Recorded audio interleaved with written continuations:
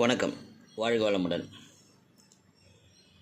நம்மை சுற்றி சமூகத்தில் நடக்கும் சில விஷயங்கள் அப்பப்போ நமக்கு சில வாழ்வியல் பாடங்களை சொல்லி கொடுத்துட்டு போவோம். அப்படி சமீபத்தில் நம்ம சந்தித்த ஒரு நிகழ்வு, ஒரு அழகான பெண், சின்ன பெண், பெரிய வசதிக்கார பணக்கார வீட்டு பெண், பணக்கார வீட்டுக்கு கல்யாணமாகி போய் டப்புன்னு தற்கொலை பண்ணி செத்து போயிட்டாங்க. அதுவும் இல்லாமல் அவங்க அப்பாவுக்கு ஒரு மெசேஜ் போட்டுவிட்டு. ஸோ இது ரொம்ப வருத்தமாக இருந்தது அந்த நியூஸ் பார்க்கும்போது. என்னடா இதுன்ட்டு. அது நம்ம சேனல்களும் நல்ல விஷயங்களை, ஒரு மோட்டிவேட் பண்ணக்கூடிய விஷயங்களை ஒரு 10 செகண்டு கூட காமிக்க மாட்டேங்கிறாங்க. இந்த மாதிரி ஒரு நெகட்டிவான விஷயங்களை மாஞ்சி எல்லா சேனலும் பெரிய டிஸ்கஷன் பேனலில் வைக்காத குறையாக வச்சு வாங்கன்னு வாங்கிட்டு இருந்தாங்க.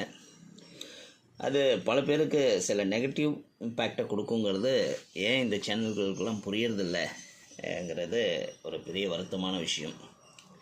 சரி, இப்போ நம்ம அதிலேருந்து என்ன கற்றுக்கணும்?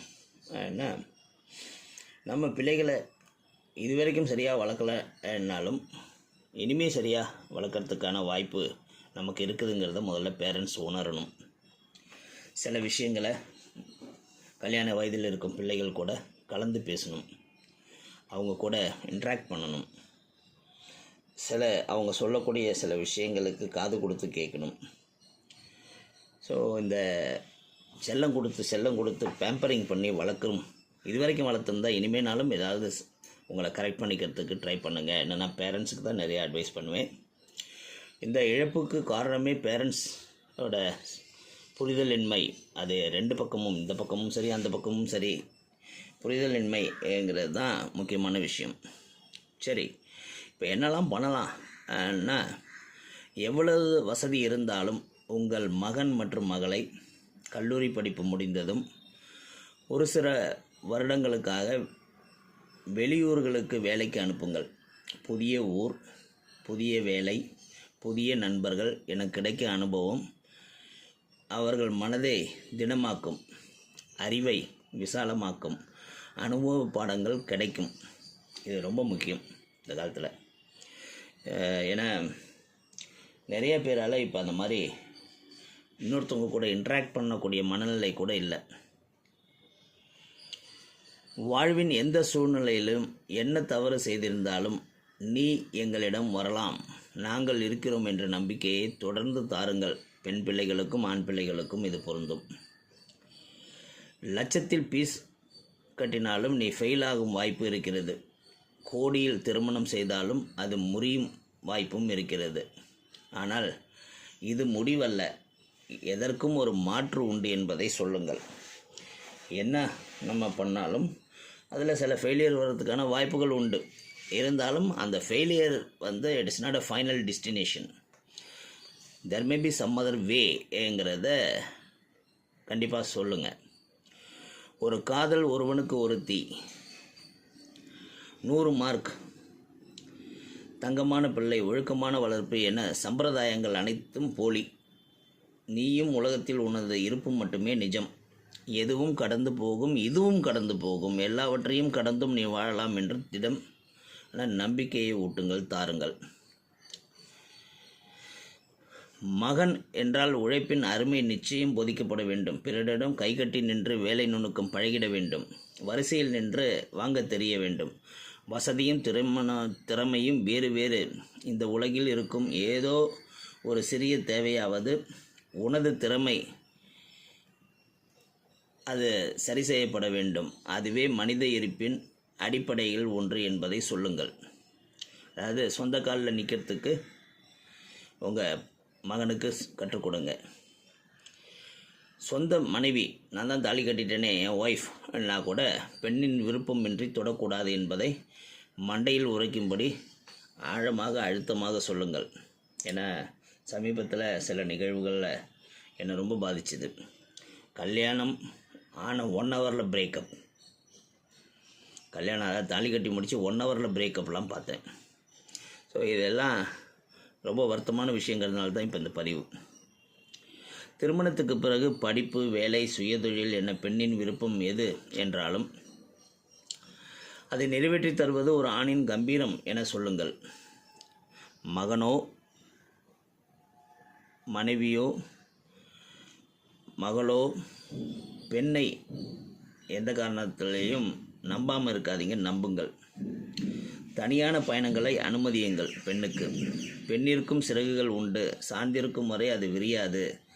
சுதந்திர காற்றை சுவாசிக்கும் போது தான் அதன் பயணம் துவங்கும். எங்கு பறந்தாலும் அது கூடு தேடி வந்து சேரும் என்று போதியுங்கள். ஒருவேளை திருமண வயதில் உங்கள் வீட்டில் ஒரு மகன் இருந்தால், வளர்ந்த மகன் இருந்தால், அவனுக்கு தேவை திருமணம். அது எந்த மாதிரியாக இருக்கணும்ங்கிறத எடுத்து சொல்லுங்கள். ஒரு ஆயாவை வீட்டுக்கு கூப்பிட்டுட்டு வரணும், தனக்கு பணிவிடை செய்யணும், வீட்டு வேலையெல்லாம் செய்யணும், எங்கள் அம்மாவுக்கு வேலையெல்லாம் செஞ்சு கொடுக்கணுங்கிற மாதிரி ஒரு கருத்து உங்களுக்கு இருந்ததுன்னா கண்டிப்பாக அதை இந்த காலகட்டங்களில், இந்த கால திருமணத்தில் அதை எதிர்பார்க்காதீங்க. அதனால் உங்கள் மகனுக்கு மனைவி, துணைவி, ஒரு பார்ட்னர், லைஃப் பார்ட்னர் தேடுங்க. கண்டிப்பாக அவனுக்கு ஆயா வேலை செய்யறதுக்கு ஒரு ஆளும், உங்கள் மாமியார் அதாவது மகனோட அம்மாவுக்கு வேலை செய்வதற்கு ஒரு ஹவுஸ்மேடும் கிடைப்பாங்கங்கிற நம்பிக்கையில் உங்கள் பையனுக்கு கல்யாணம் பண்ணி வைக்காதீங்க. ஸோ இந்த மாதிரி இருக்கும்போது பெண் பிள்ளைகளை பெற்ற பெற்றோர்களுக்கும் நான் சொல்வது, தீர ஆலோசித்து, தீர விசாரித்து, தீவிரமான உங்களோட பிஃபோர் மேரேஜ் ஒர்க்குங்கிறது நிறையா பண்ணணும். பையனை பற்றி நிறையா தெரிஞ்சுக்குங்க. பொண்ணோட கேரக்டர் பற்றியும் நீங்கள் புரிஞ்சுக்குங்க. ஏன்னா உங்கள் பொண்ணோட கேரக்டர் என்னவோ அதுக்கு தகுந்த மேட்சிங் வேணும்.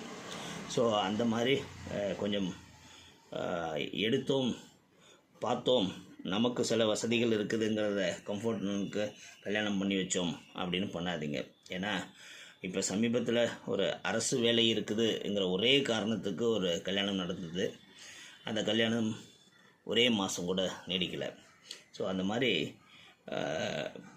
கம்ஃபோர்ட்டுங்கிறத பார்க்காம, எங்கள் வீட்டுக்கு இப்போ 4 தெரு தள்ளி என் பொண்ணை கொடுத்துருக்குறேன் என்ன சொல்கிறது ரொம்ப சந்தோஷமான விஷயந்தான். ஆனால் அந்த கம்ஃபோர்ட் பார்த்து மற்றதில் சரிக்கிடாதீங்க என்ன பெண்ணோட பெற்றோர்களுக்கும் ஆண் மகனோட பெற்றோர்களுக்கும் நான் சொல்வது, உங்கள் பிள்ளையை கொஞ்சம் விசாலமான சிந்தனையுடன் வளருங்கள். சொந்த காலில் நிற்கிறதுக்கு பழக்குங்கள். இன்னொருத்தவங்க வீட்டிலேருந்து நம்மளுக்கு சொத்து வரும், வரதட்சணை வரும், இல்லை அது வரும், இந்த வசதி வரும் எதிர்பார்த்து ஒரு மேரேஜ் பண்ணுறதுங்கிறது இந்த காலகட்டங்களில், இது ஒரு 30 வருடத்துக்கு முன்னாடி வேறு மாதிரி இருந்த ஒரு சமூக சூழ்நிலை இப்போ வேறு மாதிரி இருக்குது. அதனால் தயவுசெய்து அந்த எண்ணங்களை மாற்றிக்கொள்ள சொல்லுங்கள். ஏன்னா இப்போ ஒரு கல்யாணம்ங்கிறது அவ்வளோ ஒரு பெரிய விஷயமா இருக்குது. அதுக்கப்புறம் நிறைய பிரச்சனைகள் சந்திக்கிறாங்க. இந்த பிரேக்கப்ங்கிறதும் வி ஆர் செப்பரேட்டடுங்கிறதும் டிவோர்ஸ்ங்கிறதும் ஒரு காமன் வார்த்தைகள் ஆகிப்போச்சு. அந்த காலத்தில் டிவோர்ஸுங்கிற ஒரு வார்த்தை எவ்வளோ பெரிய வார்த்தையாக இருந்தது எங்களுக்கு. இப்போ அது காதில் சர்வசாதாரணமாக கேட்குது. அதுக்கு முன்னாடி செப்பரேட்டட், அதுக்கு முன்னாடி பிரேக்கப், அதுக்கு முன்னாடி என்னென்னமோலாம் நடக்குது. அதனால் தயவுசெய்து தீவிரமாக சிந்தித்து செயல்பட வேண்டும் பெற்றோர்களே. வாழ்க வளமுடன்.